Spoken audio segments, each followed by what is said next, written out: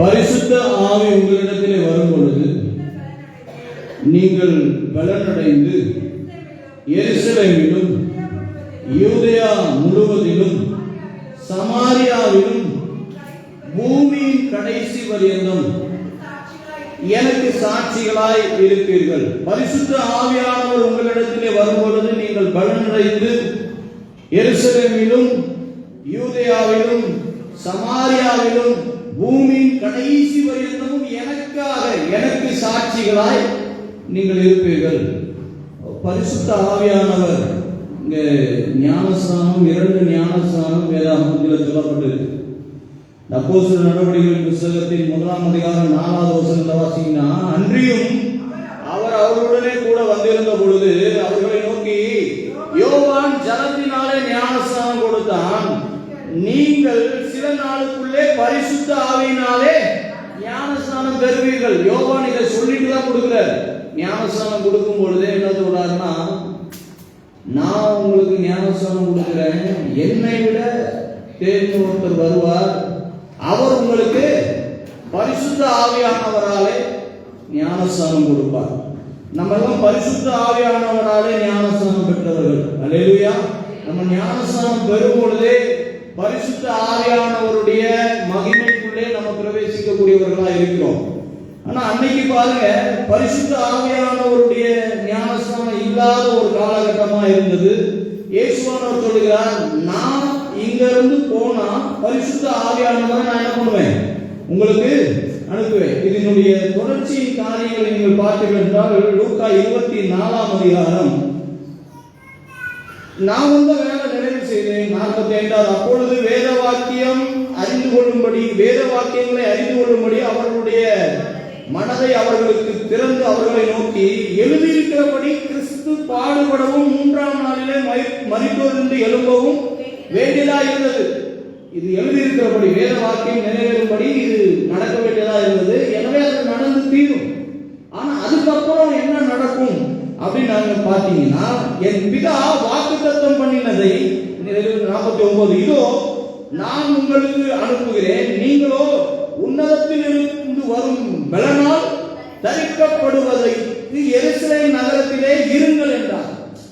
தரிக்கப்படும் வரைக்கும் உன்னதத்திலிருந்து வரக்கூடிய பலன் உங்களை நிரப்பி உங்களை தரித்திருக்கும்படி உன்னதத்திலிருந்து ஒரு பலன் வரும் அப்படின்னு சொல்லக்கூடிய தொடர்ச்சியை தான் சொன்னார். பரிசுத்த ஆவியானவர் உங்களிடத்தில் வருவார், நீங்கள் பலனடைவீர்கள். இதை இன்னும் நல்லா பார்க்கணும்னா, யோவான் எழுதின சுவிசேஷத்தின் புத்தகத்தில் நிறைய காரியம் பரிசுத்த ஆவியானவரை குறித்து சொல்லப்படுகிற, எனக்கு பின்பாக என்ன நடக்கும் அப்படிங்கிற சில காரியங்கள். யோவான் 14ஆம் அதிகாரம் எடுத்துக்கொள்ளுங்கள். 14வது, உங்கள் இருதயம் கலங்காது இருப்பதாக என்னிடத்தில் விசுவாசமாயிருங்கள், நானே வழியும் சத்தியமும் ஜீவனுமாயிருக்கிறேன் அப்படின்னு ஆண்டவர் சொல்றாருல. எதுக்கு சொல்றாருன்னா, நான் போறேன், நான் பிதாவின் இடத்தில் போகக்கூடிய நேரம் வந்துட்டு, அதனால உங்கள் இருதயம் கலங்காமல் இருங்கள், நீங்கள் சத்தியத்தில் நிலைத்திருங்கள், நான் தான் வழியும் சத்தியமும் ஜீவனுமாய் இருக்கிறேன். மெய்யாகவே மெய்யாகவே நான் உங்களுக்கு சொல்லுகிறேன், நான் என் பிதாவினிடத்தில் போகிறபடினால், 12வது வசனம், என்னை விசுவாசிக்கிறவன் நான் செய்கிற கிரியைகளை தானும் செய்யாமல் இவைகளை பார்க்கிறோம் பெரிய கிரியைகளையும் செய்வான். நான் செய்கிறதை மாத்திரம் செய்யாமல் இதைவிட பெரிய கிரியைகளையும் செய்வான். 16வது வசனத்தை வாசிங்கன்னா, நான் பிதாவை வேண்டிக் கொள்வேன், அப்பொழுது என்றென்றைக்கும் உங்களுடனே கூட இருக்கும்படி சத்திய ஆவியாகிய வேறொரு தேற்றவாளனை அவர் உங்களுக்கு தந்தார். நான் பிதாவின் இடத்துல கேட்பேன், நான் இன்னொரு இடத்துல சொல்லப்பட்டிருக்கோம், நான் போறது நல்லது, நான் போனாதான் அப்படின்னு 16ஆம் அதிகாரம் 7வது வசனத்தை வாசிங்க. நான் ஒரு உண்மையை உங்களுக்கு சொல்றேன், நான் போகிறது உங்களுக்கு பிரயோஜனமாக இருக்கும். நான் போகாதிருந்தால் தேற்றவாளன் உங்களிடத்தில் வரமாட்டார். நான் போவேனே ஆகில் அவரை உங்களிடத்திலே அனுப்புவேன். நான் போனாதான் தேற்றவாளன் உங்களிடத்துல வருவார். தேற்றவாளன் உங்களிடத்துல வந்து அவர் செய்ய வேண்டிய, ஆனா நீங்கள் என்னை தேடுவீர்கள். அப்போ இப்போ என்ன தேடுற மாதிரி உங்கள் இருதயம் கலங்காது. இப்போ உங்கள் இருதயம் என்ன குறித்து கலங்கி இருக்கு. ஆண்டவர் சிலுவையில கொண்டு போய் நடக்கக்கூடிய சம்பவங்கள் எல்லாம் சொல்லி இதெல்லாம் நடந்ததும் உங்க இருதயம் ஒரு மாதிரி கலங்கி இருக்கு. அதனால உங்கள் இருதயம் கலங்க வேண்டாம், பயப்படாதீங்க. இதே 15ஆம் அதிகாரம் கடைசி பகுதியை பார்த்தீங்கன்னா, பிதாவினிடத்தில் நான் உங்களுக்கு 26 பிதாவினிடத்திலிருந்து நான் உங்களுக்கு அனுப்ப போகிறவரும் பிதாவினிடத்திலிருந்து புறப்பட்டு வருகிறவருமாகிய சத்திய ஆவியான தேற்றரவாளன் வரும் பொழுது அவர் என்னை குறித்து சாட்சி கொடுப்பார். நீங்களும் ஆதி முதல் என்னுடனே இருக்கிறபடினால் எனக்கு சாட்சிகளாய் இருப்பீர்கள். நீங்க ஆதி முதலா என் கூட இருக்கிறதுனால தேற்றரவாளன் வந்து என்னை குறித்து சாட்சி கொடுப்பார். நீங்களும் என் கூட இருக்கிறதுனால எனக்கு சாட்சியாய் இருப்பீர்கள். அப்போ பரிசுத்த ஆவியானவர் உங்களிடத்தில் வரும் பொழுது நீங்கள் எனக்கு சாட்சிகளாய் இருப்பீர்கள். ஏன்? ஆண்டவரை ஏற்றுக்கொண்ட நமக்கு கொடுத்திருக்கப்பட்டிருக்கிற ஒரு பெரிய பிரதான வேலை. இந்த இன்னொரு வசனத்தை வாசிங்க. 15ஆம் அதிகாரம் 26வது வசனம். என் நாமத்தினாலே பிதா அனுப்ப போகிற பரிசுத்த ஆவியானவராகிய தேற்றரவாளனே எல்லாவற்றையும் உங்களுக்கு போதித்து, அந்த தேற்றரவாளன் வந்துதான் உங்களுக்கு எல்லாவற்றையும், நான் சொன்ன எல்லாவற்றையும் உங்களுக்கு நினைப்பூட்டுவார். மத்தேயு சொல்லப்பட்டிருக்கு பாத்தீங்களா, நான் போறேன், நீங்கள் உலகமெங்கும் புறப்பட்டு போய் சகல ஜாதிகளையும் சீஷராக்கி பிதா குமாரன் பரிசுத்த ஆவி நாமத்தினாலே அவர்களுக்கு. அப்போ பரிசுத்த ஆவி எப்படி வரும் அப்படிங்கிறத இந்த யோவான் எழுதின சுவிசேஷத்தின் புத்தகம் நமக்கு ரொம்ப தெளிவாக சொல்றாரு. அதே போல யோவான் இன்னொரு இடத்துல சொல்லப்பட்டிருக்கு, பரிசுத்த ஆவியானவரை ஊதி பெற்றுக்கொள்ளுங்கள் அப்படின்னு. இயேசு மரித்து மறுபடி உயிரோடு கூட எழுப்பின பின்பு பரிசுத்த ஆவியானவரை சீஷர்களிடத்தில் என்ன பண்ணாராம்? ஊதினார். ஊதின உடனே அங்கிருந்து எல்லாரும் பரிசுத்த ஆவியை பெற்றுக்கொண்டார்கள். அப்ப பரிசுத்த ஆவியானவர் ரொம்ப முக்கியமானவர். பரிசுத்த ஆவியானவர் நம்ம ஆராதிக்கக்கூடிய இந்த ட்ரினிட்டி, திரித்துவ கடவுள், இந்த திரித்துவ கடவுளிலே இன்றைக்கு நாம வாசம் பண்ணி கொண்டிருப்பது பரிசுத்த ஆவியானவருடைய நடத்துதல் தான். அல்லேலூயா. இயேசுவானவர் இல்லைங்க, இயேசுவானவரை நம்ம காணல, இயேசுவானவர் போயிட்டார். ஆனா இன்னைக்கு நம்ம வழிநடத்தப்படுகிறது பரிசுத்த ஆவியானவருடைய நடத்துதல் தான். எனக்குள்ள இருக்கக்கூடிய பரிசுத்த ஆவியானவர் எனக்குள்ளே வாசம் பண்ணி இருக்கிறவர். நான் ஆண்டவரால பிதா குமாரன் பரிசுத்த ஆவி நாமத்தினால ஒரு ஞானஸ்நானம் எடுக்கும் பொழுது பரிசுத்த ஆவியானவர் எனக்குள்ளே புறாவை போல இறங்கி வந்து எனக்குள்ள பரிசுத்த ஆவியானவர் தங்கி இருக்கிறபடினால் அவருடைய பலத்தை கொண்டு எல்லாவற்றையும் நான் செய்யக்கூடியவனாக இருக்கிறேன். எனவே பரிசுத்த ஆவியானவர் உங்களிடத்தில் வரும் பொழுது நீங்கள் பலனடைகிறீர்கள். அப்போ ஆவியானவருடைய நடத்துதல் தான் என்னை பலப்படுத்த செய்கிறது. அப்போ சோர்ந்து போறோமே ஏன்? அப்பப்போ பலவீனப்பட்டு போறோமே ஏன்? அப்பப்போ எனக்கு நம்பிக்கை இல்லாம போதே ஏன்? அப்போ பரிசுத்த ஆவியானவர் என்கிட்ட இல்லை. பரிசுத்த ஆவியானவர் என் கூட இருந்தார்னா நிச்சயமாக அவருடைய பலத்தின் வழிநடத்துதலோடு கூட தான் நான் என்ன பண்ணுவேன்? நடத்தப்படுவேன். நீங்க பரிசுத்த ஆவியானவருடைய நடத்துதலை அப்போஸ்தலர் நடவடிக்கைகளை பார்க்கலாங்க. 2ஆம் அதிகாரம் 4வது வசனத்துல அப்போஸ்தலர் 2:4 பெந்தேகோஸ்தே நாள் என்னும் நாள். இந்த பெந்தேகோஸ்தே நாள்னா நீங்க பெந்தேகோஸ்து மக்களை நினைச்சிடாதீங்க. என்ன இதாவது பஸ்கா பண்டிகைக்கு பின்பு 50வது நாள். பெண் அப்படின்னா பென்டகோஸ் அப்படின்னா 5, கோஸ் அப்படின்னா 10, 50வது நாள். பெந்தேகோஸ்தே நாள் முடிஞ்சு 50வது நாள்ல நடந்த இது ஒரு பண்டிகை. இஸ்ரவேல் ஜனங்கள் மத்தியில அவர்கள் ஆராதிக்கக்கூடிய ஒரு பண்டிகையின் மத்தியில அந்த நாள் வந்த பொழுது இது என்ன நம்ம நினைச்சிருந்தோம்னா, இதெல்லாம் பெந்தேகோஸ்தே சபைக்கு தான், நமக்கு கிடையாது. இது அவங்க பெந்தேகோஸ்தேக்காரங்களுக்கு போல இருக்கு, நமக்கு இதுக்கும் சம்பந்தம் இல்லை. ஆவியானவருக்கும் நமக்கும் சம்பந்தம் இல்லை. ஆவியானவர் வந்து அவங்க கடவுள், நமக்கு ஏசப்பா மட்டும்தான் கடவுள் அப்படின்னு நினைக்கிறோம். அப்படி இல்லை, நமக்கும் ஆவியானவர் தான் தேவை. அல்லேலூயா. நமக்கும் ஆவியானவருடைய நடத்துதல் தான். இன்னைக்கு நாமும் ஆவியானவருடைய நடத்துதலோடு கூட தான் நடத்தப்பட்டு கொண்டு இருக்கிறோம். எல்லாரும் வெவ்வேறு பாஷைகளை பேசினார்கள். ரொம்ப 4வது வசனத்தை வாசிங்க. அவர்கள் எல்லாரும்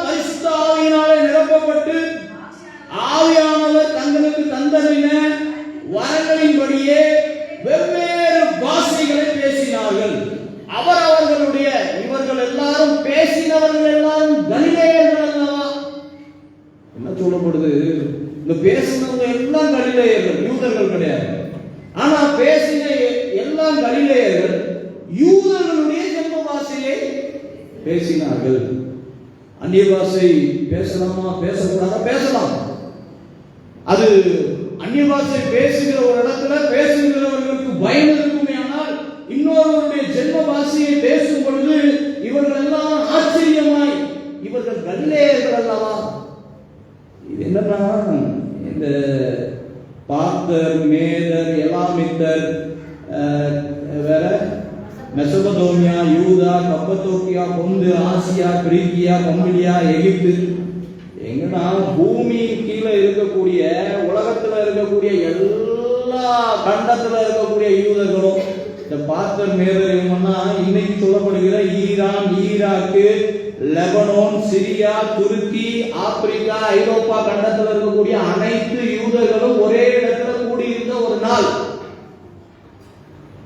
எல்லா யூதர்களும் ஒரு இடத்துல வந்து கூடி, இந்த யூதர்கள் எல்லாரும் அந்த பண்டிகை ரொம்ப முக்கியம். என்ன அவங்களுக்கு அதை எக்காலத்துக்கும் அதை விட மாட்டாங்க. எந்த ஊர்ல இருந்தாலும் அதுக்கு அங்க என்ன பண்ணணும், ஒரு தடவையாவது போகணும்னு நினைப்பாங்க. கண்டிப்பா போயிடும். அந்த நாள் தான் பெந்தேகோஸ்தே நாள் என்று சொல்லப்படுகிற அந்த நாளிலே இவர்கள் பரிசுத்த ஆவியானவரால் நிரப்பப்பட்டு பேசுகிற அந்த வார்த்தைகளை எல்லாம் பார்க்கும் பொழுது யூதர்கள் தங்களை ஒரு பெருமையான பெரிய மத உடையவர்களாக அவர்கள் நினைத்து கொண்டிருந்தார்கள். இப்போ அங்க இருக்கக்கூடிய கலிலேயர்கள் இதை பேசுறாங்க. கலிலேயர்கள் பரிசுத்த ஆவியினால் நிரப்பப்பட்டு அதை பேசின உடனே எங்களுக்கு எல்லாம் ஒரே ஆச்சரியம். இவர்கள் எல்லாம் கலிலேயர்கள் அல்லவா, நம்மளுடைய ஜென்ம பாஷையை எப்படி பேசுகிறார்கள்? பரிசுத்த ஆவியானவர் உங்களிடத்துல வரும் பொழுது என்ன நடக்கும் என்று சொல்றாங்க. நான் சொல்றேன், பரிசுத்த ஆவியானவர் நம்ம பிள்ளைகளோடு கூட இருக்கணுங்க. அவங்க பல பாஷையை பேசணும், பல பாஷைகளை கற்றுக்கொள்ளணும், பல ஞானத்தினால் அவர்கள் நிரப்பப்படணும். ஒருவன் ஆவியில நிரப்பப்படாவிட்டால், ஆவியானவருடைய வழிநடத்துதல் பிள்ளையோடு கூட இல்லாவிட்டால் அவன் ஞானத்தில் மந்தமாக இருப்பான். ஆவியானவருடைய நடத்துதல் நம்ம பிள்ளைகளோடு கூட இருக்கும் பொழுது கற்றுக்கொள்ள முடியாத அநேக ஞானத்தினாலே அவர்கள் நிரப்பப்படுவார்கள். ஆமென். நம்ம டேவிட் ஒனேசிம் ஐயா அவர்கள் தான் இந்தியாவிலேயே கொரியன் பாஷை பேசுகிற டிரான்ஸ்லேட் பண்ணக்கூடிய ஒரே நபர். நம்முடைய முன்னாள் பிரதம பேராயர் அங்க போய் அந்த பாஷை ஆண்டவர் அதை கற்றுக்கொள்ளக்கூடிய ஞானத்தையும் கிருபையையும் நமக்கு தருவார். நமக்கு ஒன்றும் தெரியாது அப்படின்னா நீங்க நினைக்காதீங்க. ஒருவன் ஆண்டவருக்கு சாட்சியாய் வாழ வேண்டும் என்று சொல்லி முடிவு பண்ணிட்டாங்க. இவங்க எல்லாம் ஏன் பேசுறாங்கன்னு நினைக்கிறாங்க. என்ன பேசுனாங்க? பேசுனது என்ன பேசுனாங்கன்னா, இவங்க எல்லாரும் பேசி தேவனை மகிமைப்படுத்தினார்கள். அவர்கள் பேசின வார்த்தை எல்லாம் கடவுளை மகிமைப்படுத்தக்கூடியதாய் இருந்தது. எங்க இருக்கு அந்த வசனம்? 11வது வசனத்தை வாசிங்க. கிரேக்கரும் அரேபியரும் தேவனுடைய மகத்துவத்தை, நம்முடைய பாஷையில தேவனுடைய மகத்துவத்தை இவர்கள் பேச கேட்கிறோமே. ஒரு மனுஷன் ஆண்டவரை சாட்சியா வைக்கணும்னு நினைச்சு நம்ம ஏதாவது ஒண்ணு செய்ய ஆரம்பிச்சிட்டோம்னா கடவுள் நமக்கு பல பாஷையை தருகிறார், பல ஞானத்தை தருகிறார். நம்மளுக்கு எனக்கு தெரியும் நிறைய மிஷினரிகள் இங்கே இருந்து ஒன்றும் தெரியாம வட மாநிலங்களுக்கு போனவர்கள் ஹிந்தி சாரளமாக பேசுறாங்க, குஜராத் சாரளமாக பேசுறாங்க. போய் கொஞ்சம் 3 மாசத்துல அப்படிப்பட்டு கற்றுக்கொள்ளக்கூடிய நீங்களும் போங்களேன். 3 மாசத்துல நம்ம பேசுவோம். அல்லேலூயா. ஏன் சொல்றேன்னா பரிசுத்த ஆவியானவர் என் கூட இருக்கிறாருங்க. ஒண்ணுமே புரிய மாட்டேங்குது, ஏதோ கடப்படான்னு இருக்குது, அவங்க பேசுறது என்னமோ ஒரு மாதிரி இருக்குது அப்படின்னு நம்ம நினைக்கிறோம்ல. ஆண்டவர் அந்த எல்லாவற்றையும் கற்றுக்கொள்ள தெரிந்து கொள்ளக்கூடிய ஞானத்தையும் கிருபைகளையும் வல்லமைகளையும் நமக்கு தந்து அவர்களுடைய ஜென்ம பாஷைகளை அவர்கள் பேசுகிறார்கள்.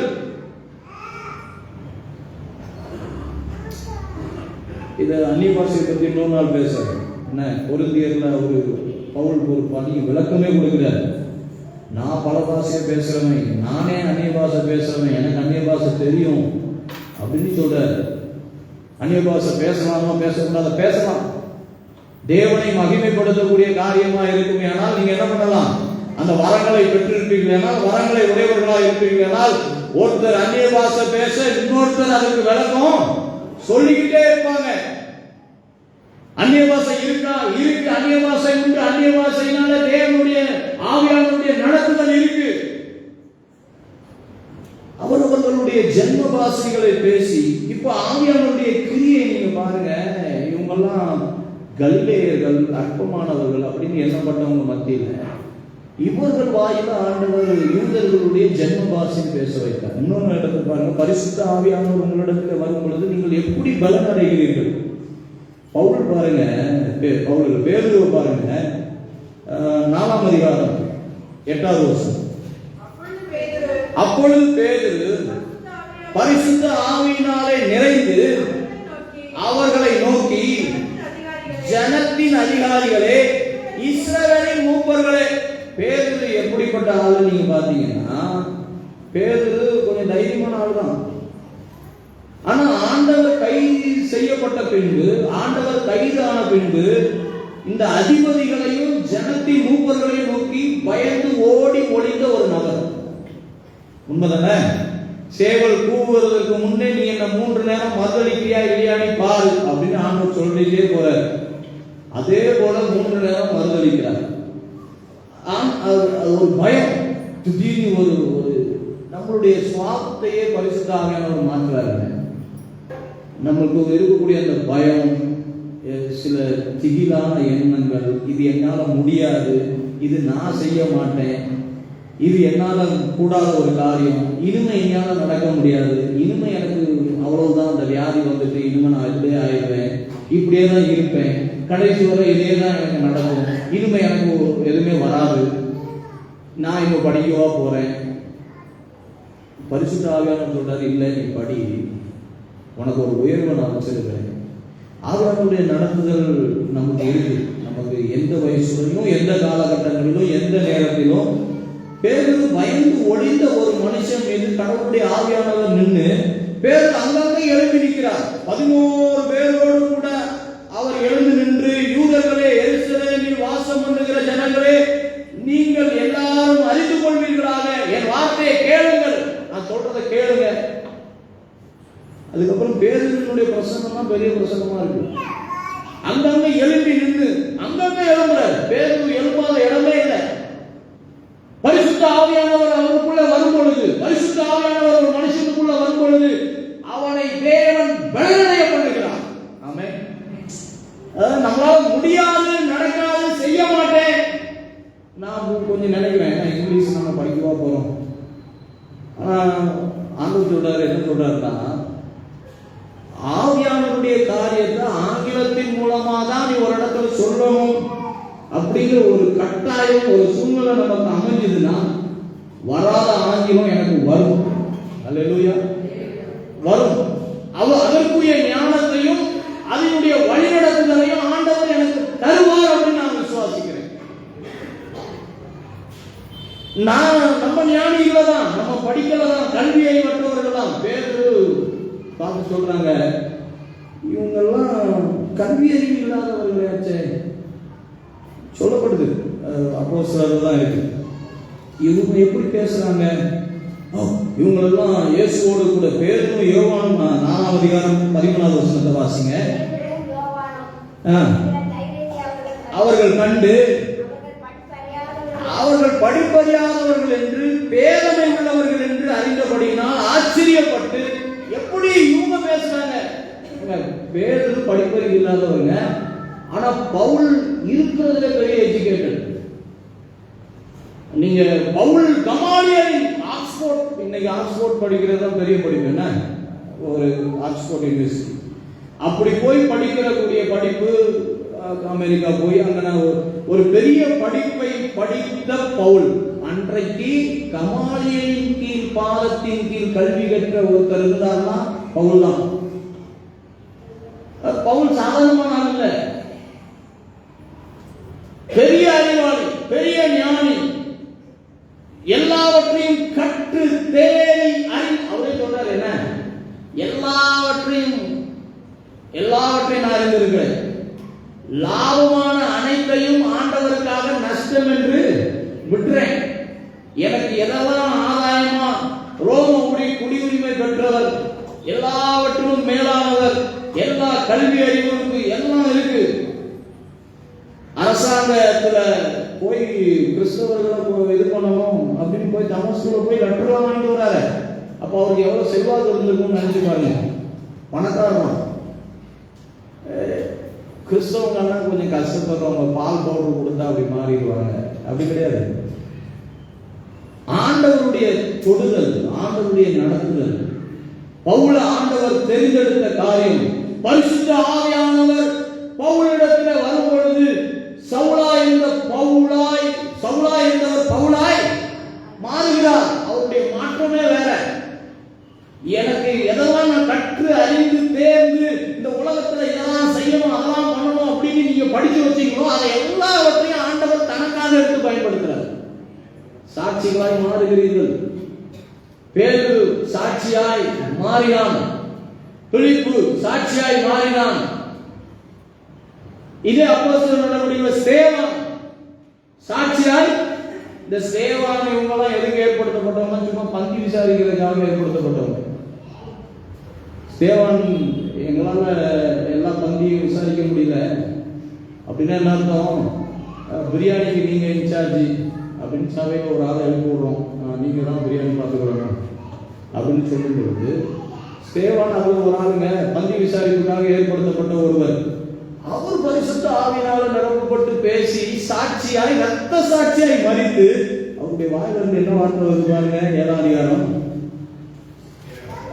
7ஆம் அதிகாரம் கடைசி வசனத்தை வாசிங்க. அவனும் முழங்கால் கொடிட்டு, ஆண்டவரே இவர்கள் மேல் இந்த பாவத்தை சுமத்தாதிரும் என்று மிகுந்த சத்தமிட்டு சொன்னான். இப்படி சொல்லி நித்திரை அடைந்தான்.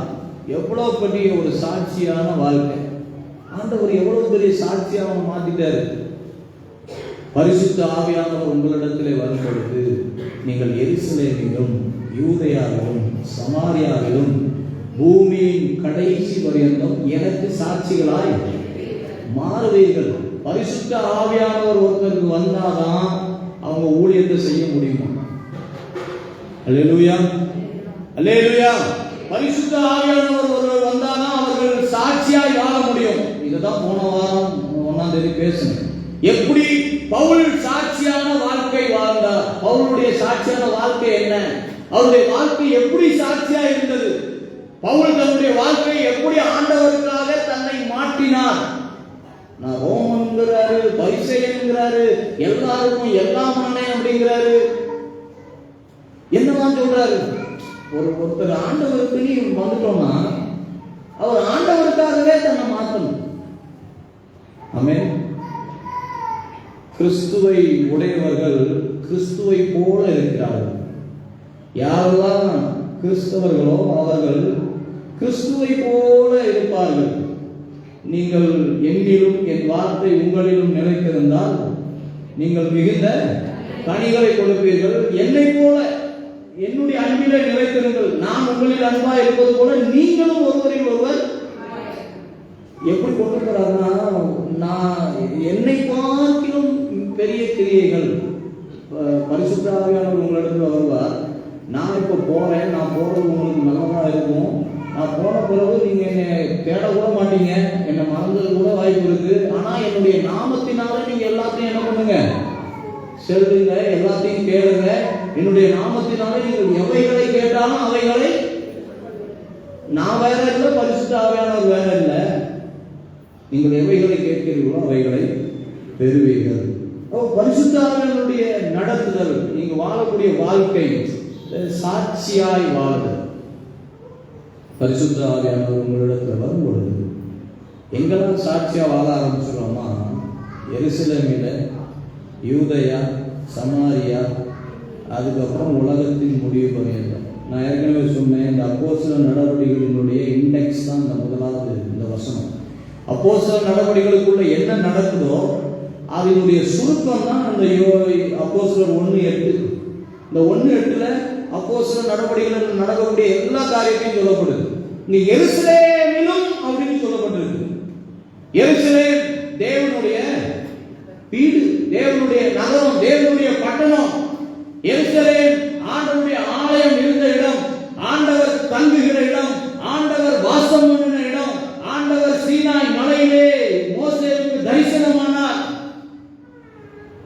சீனாய் மலையில இறங்கி வந்து அந்த இடத்தை எல்லாரும் எருசலேமை நோக்கி தான் அப்படி அண்ணாந்து பார்த்து அவர்கள் எனக்கு ஒத்தாசை வரும் பர்வதங்களுக்கு நேராக என் கண்களை ஏறெடுக்கிறேன் அப்படின்னு எதுவா இருந்தாலும் அந்த எருசலேமை நோக்கி வரக்கூடியவர்கள். வேதம் புதிய ஏற்பாடுகளை சொல்றது, நீங்க தான் அந்த எருசலேம்.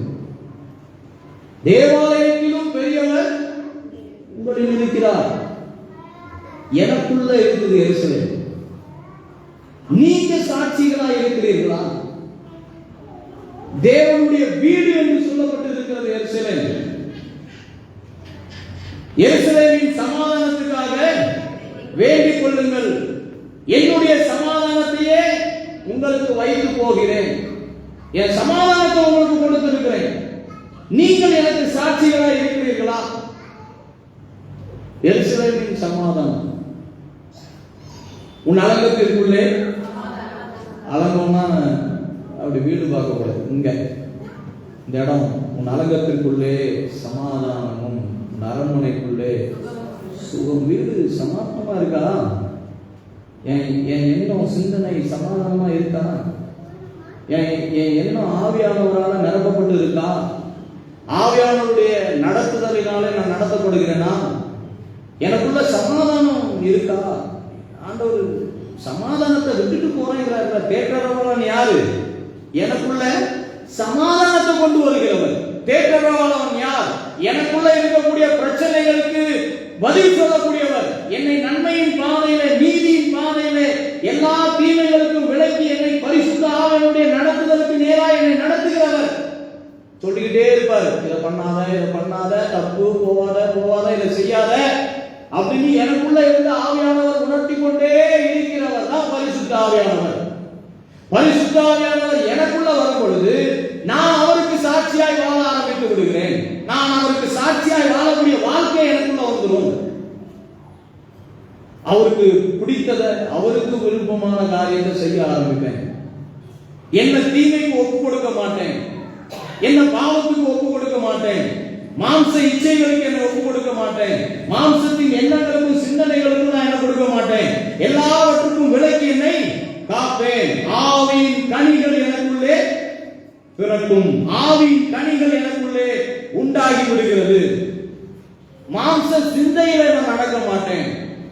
ரோமர் 8ஆம் அதிகாரத்தை எடுத்துக்கிட்டீங்கன்னா மாம்சத்துக்கும் ஆவிக்கும் ஒரு பெரிய யுத்தமே நடக்குது. அன்றியும் மாம்சத்தின்படி நடக்கிறவன் மாம்சத்துக்குரியவைகளை சிந்திக்கிறான், ஆவியின்படி நடக்கிறவன் ஆவிக்குரியவைகளை சிந்திக்கிறான். மாம்சத்தின் சிந்தனை மரணம், ஆவியின் சிந்தையோ ஜீவனும் சமாதானமுமா. எனக்குள்ள சமாதானத்தை ஆவியினுடைய சிந்தையை நான் மேலோங்கி செய்ததுனாலதான் என் ஆவியில எனக்கு ஏற்படக்கூடிய எழுப்புதல், ஆவியில நான் பெற்றுக்கொள்ளக்கூடிய அனுபவத்தை, ஆவியின் மூலமாய் நிரப்பப்படுகிற ஒவ்வொன்றையும் நான் என்னுடைய வாழ்க்கையில செயல்முறைப்படுத்தி காட்டுவதனால்தான் எருசலேமின் சமாதானம். எனக்குள்ள சமாதானம் வருங்க.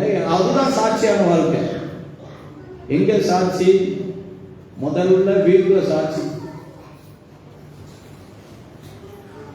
பைபிள் எடுத்துட்டு சர்ச்சுக்கு வரணும், போறோம். ஆனா வீட்டுல பாருங்க, சமாதானமே இல்லாத ஒரு சூழ்நிலை.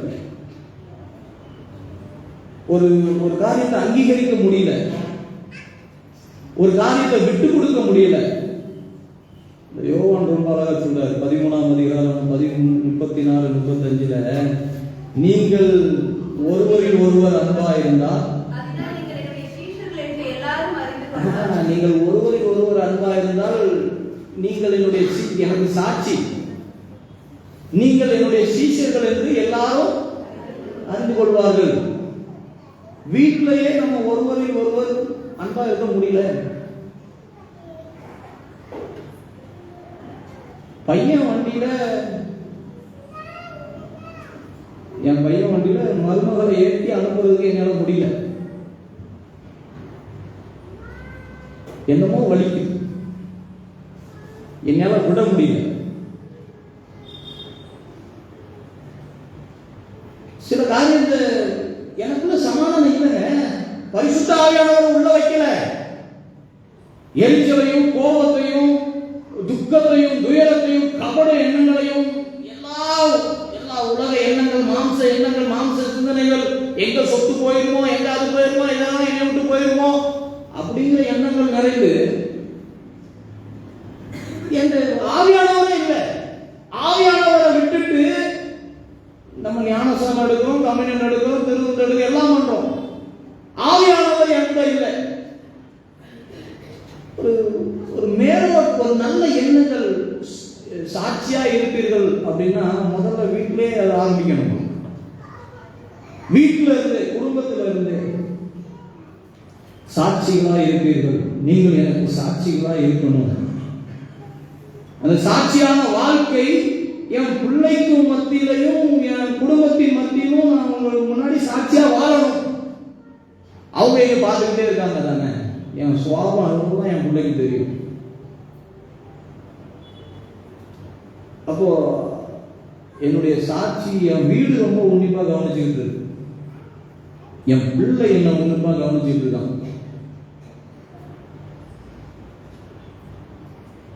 அப்போ அவங்க மத்தியிலே சாட்சியா வாழணும் அப்படிங்கிறாரு ஆண்டவர்.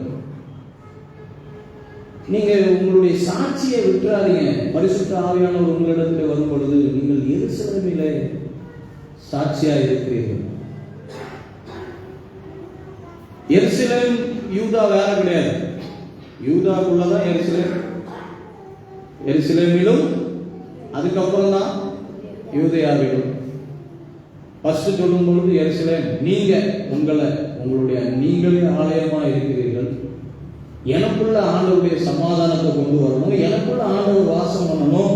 உங்கள் சத்துருக்களை சிநேகியுங்கள், உங்களை பகைக்கிறவர்களை நன்மை செய்யுங்கள், ஆசீர்வதியுங்கள். அப்படின்னா எவ்வளவு பெரிய கட்டளை, எவ்வளவு பெரிய வார்த்தையெல்லாம் சொல்லப்பட்டிருக்காரு. இதெல்லாம் எனக்குள்ள வந்தா உங்களுடைய உறவுகளை நேசியுங்கள். பரிசுத்த ஆவியானவர் அப்படின்னு உடனே வெள்ளச்சாலை கட்டிக்கிட்டு அந்நிய பாஷை பேசுறோம், அந்நிய பாஷை பேசணும் அவசியம் தேவைதான். எல்லாத்தையும் சபையில செய்வோம். நான் ஒரு ஏடிஎம் வாசல்ல நின்றுட்டு இருந்தேன். அப்போ உள்ள இருந்து ஒருத்தவங்க பணம் எடுத்துக்கிட்டு வெளியே வர்றதுக்கு கொஞ்சம் நேரம் ஆச்சு. ஒரு ஐயா உள்ள நின்றுட்டே இருந்தாங்க. இவங்க வெளியே நின்னாலும் ஒரு கிறிஸ்தவங்க பார்த்த உடனே தெரியுது. கையில பைபிளும் வச்சுக்கிட்டு, நம்ம சும்மாவே நிக்கல, டப்பா டப்பா டப்பா டப்பான்னு போட்டு அதை அடிக்கிட்டு சீக்கிரம் வாங்க வர மாட்டீங்களா அப்படி இப்படின்னு கத்திக்கிட்டே உள்ள போச்சு. வெளியே வந்தவங்க என்ன சொல்றாருன்னா, இவங்கெல்லாம் வேதத்தை சுமக்குறாங்க பார்த்துக்கிட்டீங்களா அப்படின்னு ஏன் சொல்லிட்டு போறேன். நான் அவருக்கு என்ன பதில் சொல்றது? அப்போ சமூகம் நம்ம எவ்வளவு உன்னிப்பா பார்த்துட்டு இருக்குன்னா, நீங்கள் கிறிஸ்துவுக்கு சாட்சிகள். வீட்டுல கடந்து கயான்னு கத்துறாங்க, சண்டை வீட்டுள்ள. கொஞ்சம் பொறுமையும் அமைதியையும் அந்த இடத்துல நம்ம நிலைநாட்ட முடியல. என் வீட்டுல நான் சமாதானத்தை கொண்டு வராம நான் வெளியே மட்டும் போய் எப்படி சுவிசேஷத்தை சொல்றது? நான் எப்படி வெளியே போய் டாக்ஸ் கொடுக்க, வெளியே போய் ஆண்டவருடைய நாமத்தை எப்படி சொல்றது? நீங்கள் ஆண்டவருக்கு சாட்சிகள். ஆமென். என்னுடைய தனிப்பட்ட முறையில, தனிப்பட்ட காரியத்துல என்னுடைய எண்ணங்கள், சிந்தனைகள் தேவனுக்கு பிரியமாக இருக்கணும். ஆண்டவர் பிரியப்படணும், ஆண்டவர் அதை சந்தோஷப்படணும். பாருங்க, இது என்ன பிரச்சனை அப்படின்னா, என் அன்பை விட்டு கொடுக்க முடியாம தவிச்சு. நான் சொன்ன ஒரு சின்ன சம்பவம். பைக்ல ஏறி போறது அவங்களுக்கு பிடிக்கல. கொண்டாடிதாங்க தான் மகனுக்கு கட்டி கொடுத்த தன் மருமகளை இத்தனை நாள் அந்த தாய் தன் மகனையே சார்ந்து அந்த அன்பை வச்சு, நீங்க இந்த அன்பை எங்கிருந்து கற்றுக்கணும்னா ஆண்டவர்கிட்ட இருந்து கற்றுக்கணும். தேவன் தம்முடைய ஒரே பேரான குமாரனை உலகத்துக்கு தந்து இவ்வளவாய் உலகத்திலே தன்னுடைய ஒரே பேரான குமாரனை உலகத்திற்கு கொடுத்தார். விட்டார். என்ன நடக்கும்னு தெரியும். உலகத்துல எவ்வளவு சின்ன பின்னாம ஆக்குவாங்கன்னு தெரியும். என்ன நடக்கும் அப்படின்னு தெரியும். சில இது ஒரு சாதாரணமான ஒரு விஷயம் இல்லைங்க. அவ்வளவு நாள் ஒரு ஆளை டிபெண்ட் பண்ணி இருந்த ஒரு அன்பு, அந்த அன்பை வேற ஒருத்தவங்க புட்டிங்கி எடுத்துக்கிட்டு போகும்போது இவங்களுக்கு வலிக்கும். அந்த வழியை இவங்க சந்திக்கணும். மனுஷன் உலகம் முழுவதையும் ஆதாயப்படுத்தி கொண்டாலும் தன் ஜீவனை நஷ்டப்படுத்தினால் அவனுக்கு லாபம் என்ன? இதெல்லாம் சத்தியம். இதெல்லாம் கிறிஸ்து இயேசு உலகத்துக்கு சொல்லி வச்சிருந்து போயிருக்கிற வார்த்தை. இதெல்லாம் நீங்க செஞ்சாதான் நீங்க உங்களை சாட்சியாய் நிறுத்த முடியும். நீங்க வீட்டில் உங்களை சாட்சியாய் நிறுத்தணும்னா சில காரியங்களை நான் இழந்துதான் ஆகணும், சில காரியங்களை நான் விட்டுதான் ஆகணும், சில காரியங்களை கொடுத்துதான் ஆகணும். சார்லி கிரிக் இல்ல, அந்த வீடியோ கொஞ்சம் எடுங்க யூடியூப்ல, சார்லி கிரிக் ஒய்ஃப் அப்படின்னு போடுங்க வரும். அவங்க பேர் வந்து எர்லிகா கிரிக். அவங்க அந்த மரணம் சார்லி கிரிக்கை கொண்டுட்டாங்க, சுட்டு ஆண்டவருடைய வார்த்தையை சொன்னதுனாலவே சுடப்பட்டு மரித்தார். சார்லி கிரிக்குடைய மரணம் வேற, ரத்த சாட்சியாய் மரித்தார். சாட்சியில மொத்தம் 3 சாட்சி இருக்குங்க. ஒன்று வந்து நான் பார்த்ததையும் கேட்டதையும் சொல்லுறது ஒரு சாட்சி. நான் ஆண்டவரை பார்த்து கேட்டு படித்து அனுபவம் நான் பண்ணிட்டு இருக்கிறதெல்லாம் பார்த்து கேட்டு படித்து இதை பிரசங்கமா பண்றது ஒரு சாட்சி, இது ஒரு சாட்சி. அடுத்தது என் வாழ்க்கையை வாழ்ந்து காட்டுறது ஒரு சாட்சி. நான் வந்து வாழ்க்கையை ஆண்டவருக்காக எல்லாவற்றையும், சில லாபமான அனைத்தையும் நஷ்டம் என்று விடுறேன். எனக்கு அது கொஞ்சம் பிடிச்சிருக்கு, ஆனா ஆண்டவருக்காக நான் அதை விடுறேன். எனக்கு அது பிடிக்கும், எனக்கு அது வேணும். ஆனா இப்போ சரீரத்தை நம்ம பக்குவப்படுத்தணும்னா எனக்கு இனிப்பு பிடிக்கும். ஆனா நான் என்ன பண்ணுவேன், ஆண்டவருக்காக அந்த என் சரீரத்தை ஆண்டவருக்காக சொல்லக்கூடாது, அது வந்து சரீரத்துக்காக. என் சரீரத்தை பேணுவதற்காக காக்குவதற்காக இதை சாப்பிட மாட்டேன், இது எனக்கு ஆபத்து அப்படின்னு நம்ம கொஞ்சம் விடுறோம் பாருங்க. அதே மாதிரி நான் ஆண்டவருக்காக சில காரியத்தை விடுறேன். இன்னொரு இருக்கு, இன்னொரு சாட்சி, ரத்த சாட்சி. ஆண்டவருக்காக தியாகம் பண்ணி தான் உயிரையே கொடுக்கக்கூடிய இயேசு கூட இருந்த சீஷர்களில 11 சீஷர்கள், பவுலையும் சேர்த்தா 12 பேர். இந்த அப்போஸ்தலர்கள் 12 பேரும் ரத்த சாட்சியாய் மரித்தவர்கள். அல்லேலூயா. சார்லஸ் கிரிக்கினுடைய மரணம் அப்படிப்பட்டது. ஆனா அவங்க மனைவி, அதை யூடியூப்ல போடுங்க, அந்த மனைவி அழுகுறது வரும்.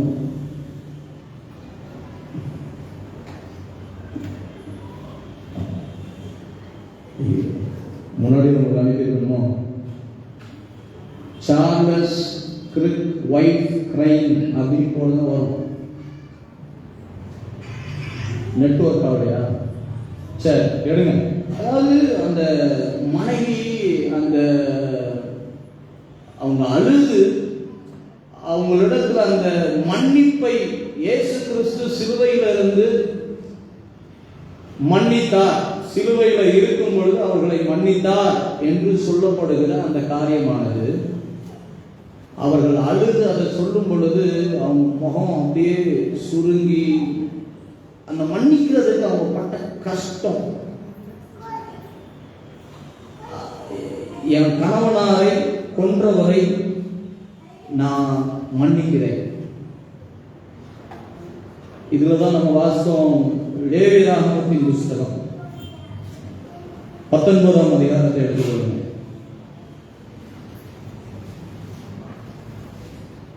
லேவியராகமம் 19ஆம் அதிகாரத்தில்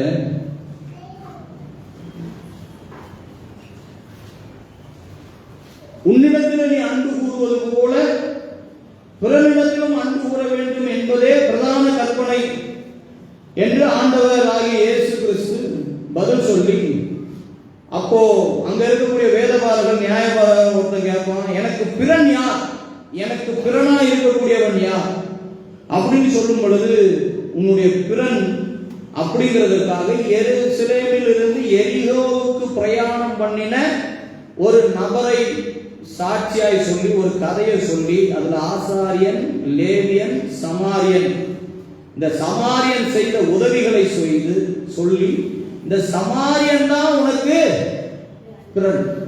அந்த பிறனை குறித்து இங்க என்ன சொல்லப்பட்டிருக்கு நீங்க பாத்தீங்கன்னா 19ஆம் அதிகாரத்துல 16வது வசனத்திலிருந்து வாசிங்க. உன் ஜனங்களுக்குள்ளே அங்கும் இங்கும் கோல் சொல்லி திரியாயாக, பிறனுடைய இரத்த பலிக்கு உட்பட வேண்டாம். நான் கர்த்தர். உன் சகோதரனை உன் உள்ளத்தில் உள்ளத்துல பகைய வைக்காதீங்க. உன் சகோதரன் மேல உன்னுடைய உள்ளத்துல பகை வைக்காதே. பிறன் மேல் பாவம் சுமராதபடிக்கு அவனை எப்படியும் கடிந்து கொள்ள, அவனை கடிந்து கொள். உள்ளத்துல பகைய வச்சு உள்ளத்துல பகைய வளர்க்காத. நீ அவனை கடிந்து கொள்ள வேண்டிய நேரத்தில் கடிந்து கொள். அப்பப்போ அவனுக்கு என்ன தோணுதோ அதை சொல்லிடு. அடுத்தது, பழிக்கு பழி வாங்காமலும் உன் ஜனபுத்திரர் மேல் பொறாமை கொள்ளாமலும் உன்னில் அன்பு கூறுவது போல பிறரிலும் அன்பு கூறுவாயாக. அந்த பழிக்கு பழி வாங்க வேண்டும் இந்த பார்த்துட்டு சும்மா அப்படியே சில நேரம் அப்படியே மனசுலே வச்சுக்கிட்டே சுத்துறது. நம்ம மனசுக்குள்ள அந்த ரணத்தை வச்சுக்கிட்டு, கசப்ப மனசுக்குள்ள வச்சுக்கிட்டு,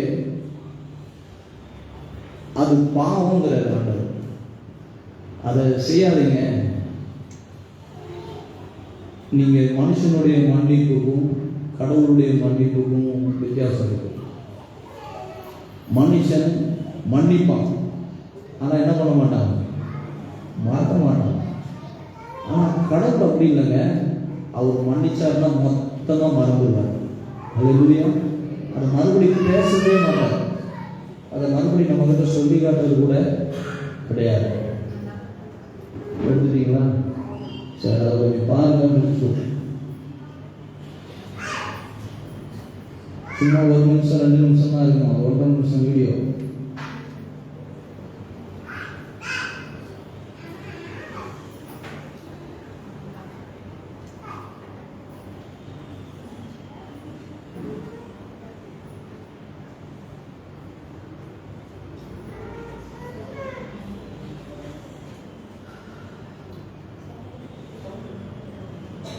He wanted to save my husband Charlie. He wanted to save young men, just like the one who took his life.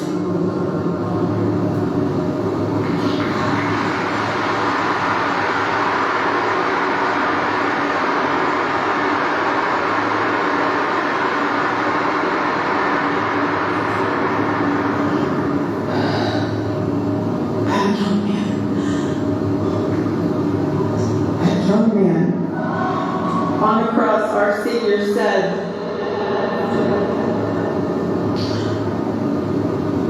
Father, forgive them, for they not know what they do. That man,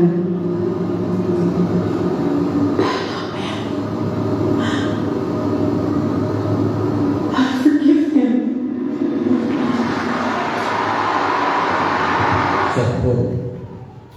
அந்த அதை மன்னிக்கிறதுக்கு நம்ம மனசில் ஏற்படக்கூடிய வழிதான் நம்மளுடைய சாட்சி. சில காரியங்களை சில மனிதர்களுக்கு நீங்கள் மன்னிக்கணும். நீங்கள் மன்னிச்சாதான் நீங்கள் ஆண்டவருக்கு சாட்சியாக இருக்கிறீங்க. அல்லேலூயா. அதை மன்னிக்கிறது ரொம்ப கஷ்டம். அது ஒன்றும் அது அவ்வளோ சாதாரணமான ஒரு ஆண்டவரே நீங்கள் சிலுவையில் மன்னித்து அந்த வார்த்தையை சொல்றதுக்கே அந்த மனைவி அவ்வளோ கஷ்டப்பட்டு அதை பார்க்க நமக்கே ஒரு மாதிரி ஒரு கண்ணீர் வரக்கூடிய ஒரு சூழ்நிலை. நான் சொல்றேன், நீங்கள் சாட்சிகளாய் உங்கள் வீட்டில் இருங்க. எல்லாத்துலேயும் எல்லாத்தையும் எல்லா விதத்திலும் மன்னிங்க. ஆமென். அல்லேலூயா. பழிக்கு பழி வாங்கணும் இப்படி சொல்லிட்டாங்க, இனிமே நான் என்ன பண்ணுறேன்டா அப்படின்னு சொல்லி நிற்கிறது ஆண்டவருக்கு சாட்சியானதல்ல. நீங்கள் முதலாவது எருசலேமிலே உங்களுக்குள்ளே நீங்கள் உங்களிடத்தில் சாட்சியாயிருங்கள். கர்த்தர் இந்த வார்த்தைகளினாலே நம்மை ஆசீர்வதிப்பாராக. ஆமென். என்னை உமக்கு தந்தேன் இயேசு நாயகர். 469வது பாடலை பாடுவோம். அப்பொழுது கர்த்தருக்கு என்று காணிக்கை செய்கிறோம். எந்த உள்ளம் தன்னும் இயேசு நாயகா, உந்தன் வீராய் கொள்ளும் இயேசு நாயகா,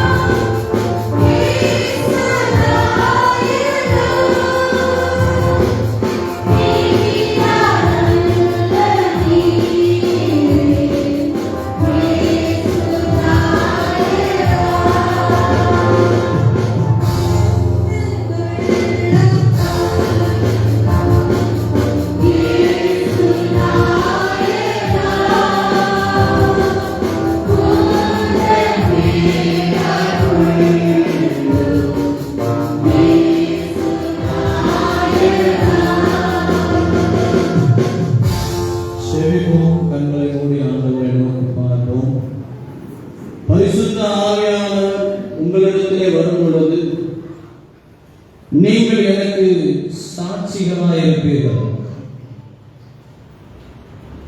சில மறக்க முடியாத, மன்னிக்க முடியாத சில காரியங்களை மன்னிக்கவும் மறக்கவும், அப்படிப்பட்ட ஒரு வாழ்க்கை வாழவும், அதுவே பரிசுத்த ஆவியானவருடைய ஞானஸ்நானம்.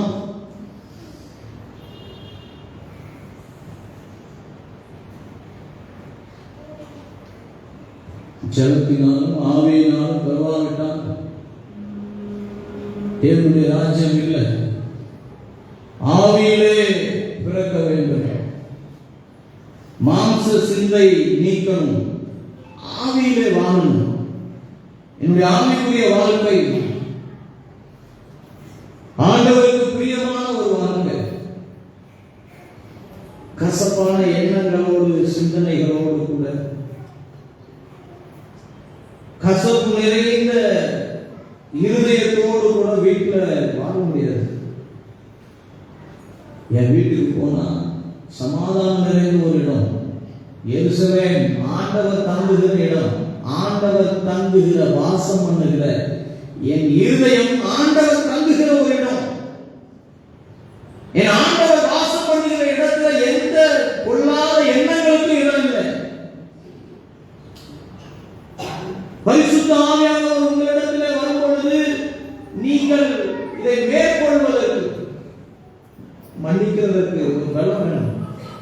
சும்மா மன்னிச்சிட முடியாது.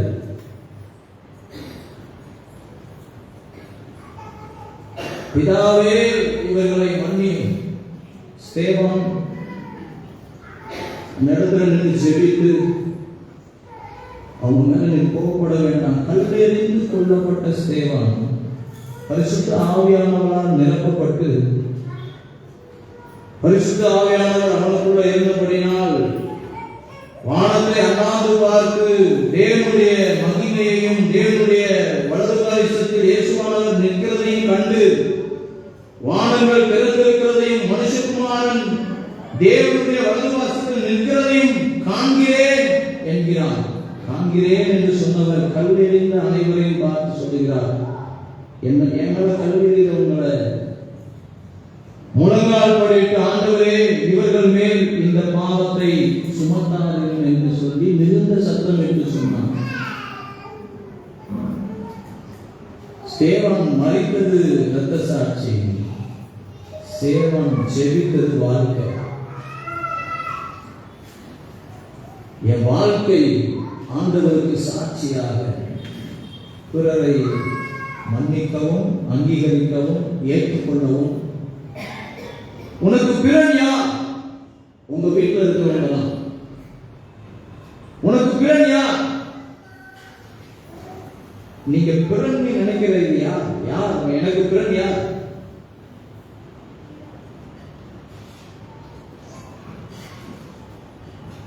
ஆண்டவரே எனக்கு உதவி செய். அந்த வெள்ளத்தை தான் என் மேல கல்லெறிந்தவங்களை உன் சத்துருவை சிநேகிப்பாயாக, உன்னை பகைக்கிறவர்களை ஆசீர்வதிப்பாயாக. உன்னுடைய பிதா எப்படிப்பட்டவர் என்றால் அவர் நன்மோர் மேலும் தீயோர் மேலும் மழையை பெய்ய பண்ணுகிறவர். இந்த சாட்சி ரொம்ப கடினமான சாட்சி. இதை உங்களுடைய பலத்தினால் நீங்க செய்ய முடியாது. பரிசுத்த ஆவியானவர் உங்களிடத்திலே வரும்பொழுது நீங்கள் பலனடைந்தால் இதை செய்ய முடியும். பரிசுத்த ஆவியானவருடைய துணையோடு கூட ஒருத்தரை மன்னிக்க முடியும். என்னை ஏமாற்றினவன், வஞ்சித்தவன், எனக்கு தீங்கு நினைத்தவன், எனக்கு தீமையாய் செயல்பட்டுக் கொண்டிருக்கிறவனை மன்னிக்கிறவருக்கு எனக்கு உதவி செய்யும். உம்முடைய அன்பில் நான் நிலைத்திருக்கிறேன். என் அன்பு என்னிடத்தில் இருக்கக்கூடிய தெய்வ அன்பு. அன்புடைய வெளியே உள்ள யாரையும் மன்னிக்க சொல்லல. வீட்டில் இருக்கிறவங்களை முதல் மன்னிங்க. வீட்டில் இருக்கிறவங்களை சகோதரனா ஏற்றுக்கொள்ளுங்க, சகோதரியா ஏற்றுக்கொள்ளுங்க. வீட்டில் இருக்கிற அன்பு கொடுங்க, நேசிங்க, பழகுங்க, அவங்க கூட அன்பா இருங்க. உங்களுக்கு தேவன் கொடுத்த பிள்ளைகளை நேசிங்க, தூக்குங்க, அவர்கள் மீது அன்பா இருங்க. வைராக்கியம், கசப்பு, பாவம் நீங்க கிறிஸ்தவர்களா இருக்க முடியாது. பரிசுத்த ஆவியானவர் உங்ககிட்ட இல்ல. பிசாசின் குடியில உட்கார்ந்து இருக்கீங்க. பிசாசன் உங்களை ஆண்டு கொண்டு இருக்கிறான். பிசாசினுடைய வைராக்கியத்தில் இருக்கீங்க. பரிசுத்த ஆவியானவர் இல்லாம வேற ஏதோ ஆவி உங்களை நடத்தி கொண்டு இருக்கிறது. பரிசுத்த ஆவியானவர் எனக்குள்ள இருந்தா சமாதானம் இருக்கும். எல்லாவற்றுக்கும் மனரம்யமா இருக்கு கற்றுக்கொண்டேன். எல்லாத்தையும் ஆண்டவருக்காக, எல்லாத்தையும் ஆண்டவருக்காக. இதுதான் ஆவியினுடைய முதிர்ச்சி. ஒரு ஆவியுடைய மனுஷன் வீட்டில் இருந்தா வீடு சமாதானமா இருக்கும். கோல் சொல்லி பிரியாதீங்க அப்படின்னு சொல்றாரு. அங்கங்க போய் அங்க உட்காந்து பேசி அதை பெருசாக்கி கூதி அதை செய்யாதீங்க. ஆண்டவர் மகிமைப்படுத்துங்க, ஆண்டவர் மகிமைப்படுத்துங்க. பரிசுத்த ஆவியானவர் கூட இருக்கிறார். பரிசுத்த ஆவியானவருக்கு இடம் கொடுங்கள். பரிசுத்த ஆவியானவர் உங்களிடத்திலே வாசம் பண்ணுவதற்கு இடம் கொடுங்கள். பரிசுத்த ஆவியானவரை இருதயத்தில் பதித்து வைங்கள். நான் அவருக்கு சாட்சியாய் எங்களுடைய கரங்களை தாழ்த்துகிறோம், அர்ப்பணிக்கிறோம். எங்கள் ஜீவன் உள்ள நல்ல பிதாவே, ஆசீர்வாதம். நம்முடைய கர்த்தராகிய இயேசு கிறிஸ்துவின் கிருபையும் பிதாவாகிய தேவனுடைய அன்பும் பரிசுத்த ஆவியானவருடைய அன்யோன்ய ஐக்கியமும் சமாதானமும் இடத்திலும் இன்றும் என்றும் சதா காலங்களிலும் நம் அனைவரோடு கூட தங்கி இருப்பதாக. ஆமென்.